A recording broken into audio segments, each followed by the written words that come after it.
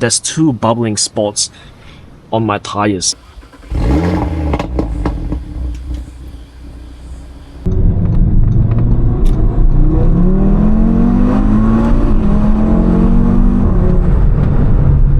Welcome to another episode of Aftermarket, and this is my 2018 Audi RS3, and in this video I'm gonna do a 6 months ownership report on this car. Now, so for those who are new to the channel, this is my Audi RS3. I bought it at the bottom of the market at the time.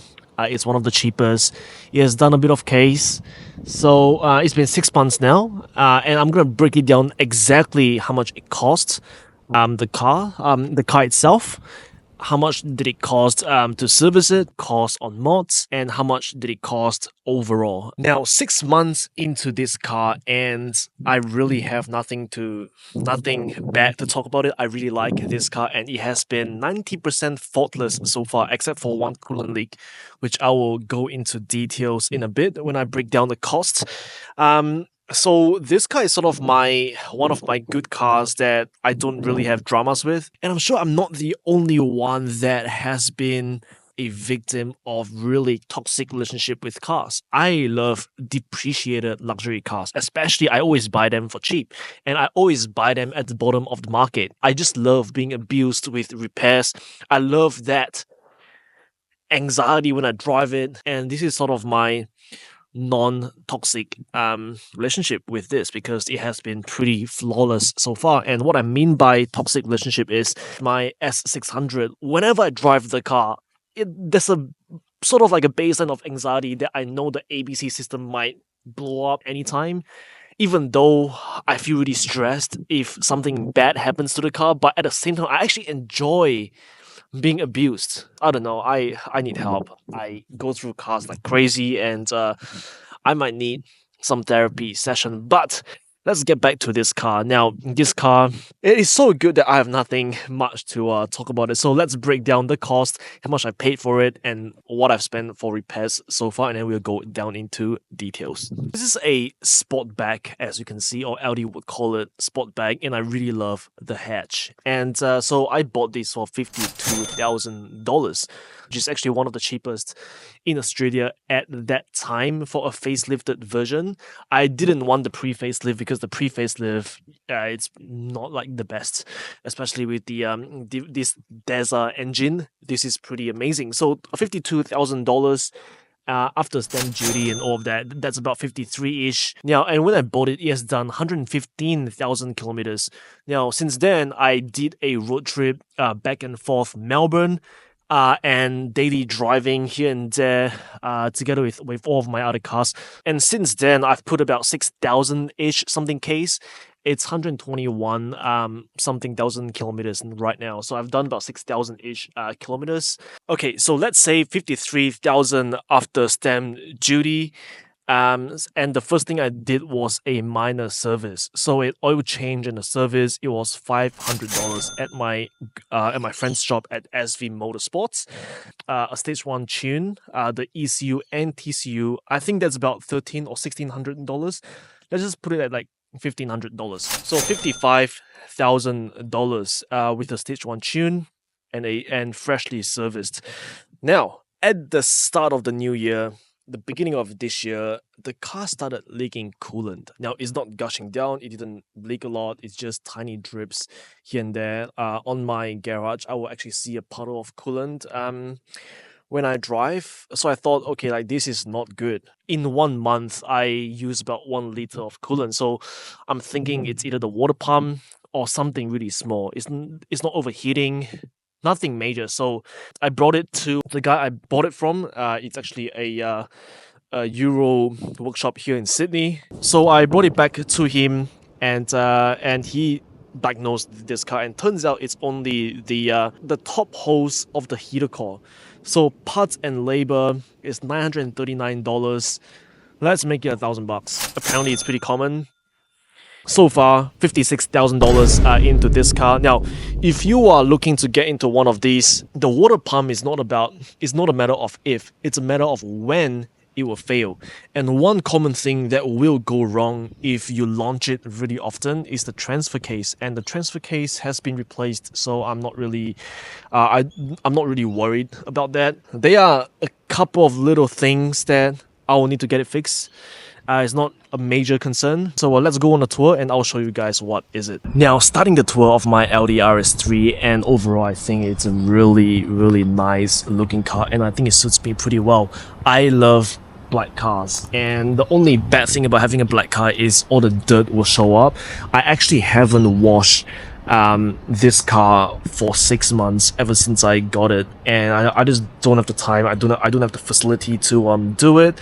Now, being a detailer, or used to be a detailer myself, I can see every single imperfection, so I really need to get my hands dirty and do a stage 2 paint correction and a ceramic coating on this car to really make it brand new again. Moving on to the interior. Now, I don't know if any of you realize this, but a lot of Audis, they smell the same, and it has that distinctive Audi smell. So you have RS seats, which is nice. Steering wheel that is partially Alcantara. A very basic dash with everything you need. This thing actually pops up, which is kind of nice.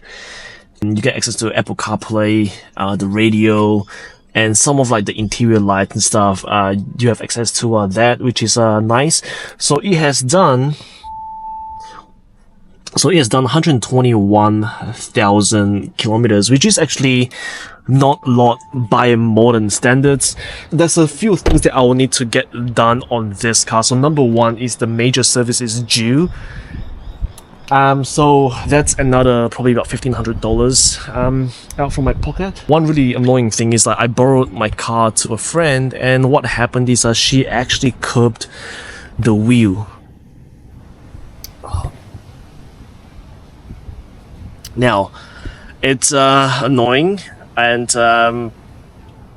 I have no comments. Now, these are 19-inch, and it has really thin sidewalls. Pirelli P0s are not particularly meant to known for really strong sidewalls, and there's 2 bubbling spots on my tires. So the next couple of months, now this is gonna be one of the top priority. Now, I don't want 19s. I think 19s is a bit overkill for this car, and I'm not a fan of the thin sidewalls.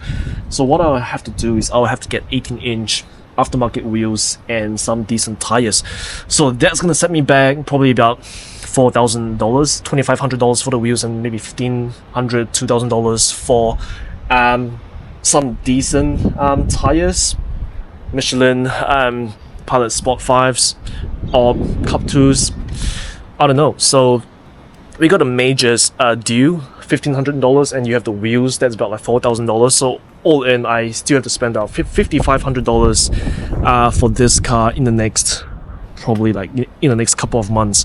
I don't really drive this car as often as I want to because I have my other cars. That's about it. That's my 6 months ownership report. Let's go for a drive.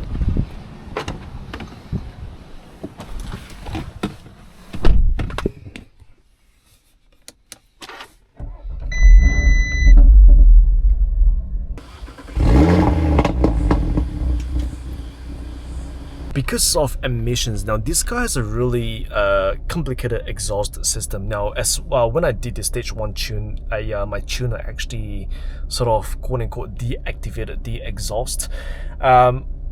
So it's significantly louder in dynamic and in individual mode, but however, whenever you start the car, the valves remain closed. So what you will need to do is you will actually have to cycle through the different drive modes into dynamic to reopen the exhaust. Safety first, and go for a drive.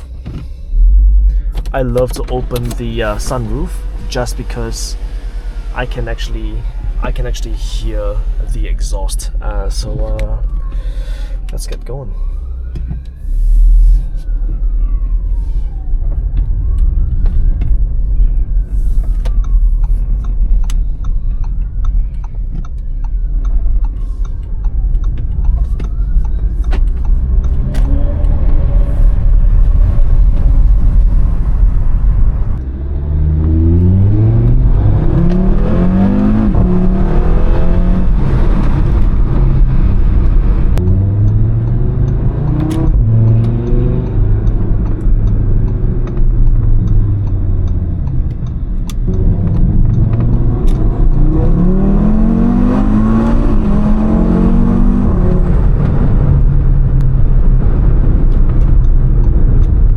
With that being said, I hope you guys enjoy this video, and I'll do a 12 months ownership report, as well as give you guys updates on the major service as well as the wheels. Now, if you haven't followed me on Instagram already, do follow me on Instagram. I do post updates that I don't necessarily post on YouTube first, so follow me on Instagram. And be sure to like, subscribe, and comment. Show us some support, and I'll see you guys next time. Take care.